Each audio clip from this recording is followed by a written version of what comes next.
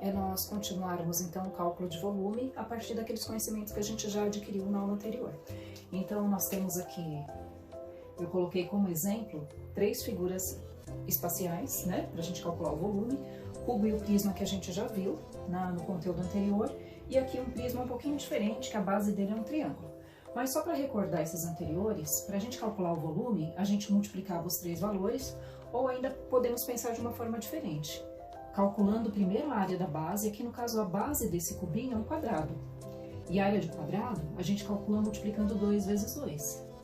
Então a área da base desse cubo seria 2 vezes 2, aí eu só multiplico pela altura, porque quando a gente calcula o volume, é como se a gente tivesse várias áreas iguais à da base. Então eu tenho aqui, ó, 2 vezes 2 dá 4, 4 vezes 2 dá 8, né? Isso a gente viu nas atividades anteriores.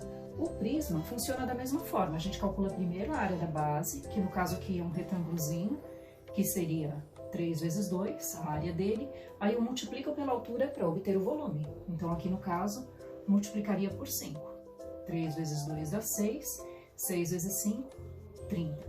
Aqui eu não estou colocando unidades de medida, mas, por exemplo, se aqui é centímetros, aqui fica centímetros cúbicos.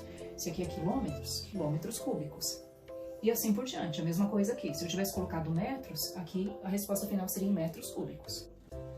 Agora, se eu quero calcular o volume desse prisma de base triangular, o que a gente faz? A gente calcula primeiro a área da base dele, que no caso é um triângulo, e a área de triângulo a gente faz como? A gente multiplica base vezes altura e divide por 2, ou seja, 6 vezes 4 e divide por 2. 6 vezes 4 dá 24, dividido por 2, 12. Então, a área da base é 12. Aí basta multiplicar pela altura, ou seja, 12 vezes 10, que daria 120. Aqui basta lembrar, aqui apesar de eu não ter colocado unidade de medida, elas têm que estar na mesma unidade. Por exemplo, se aqui está em metros, né? Se as medidas aqui de baixo estão em metros, aqui vai ter que estar em metros também.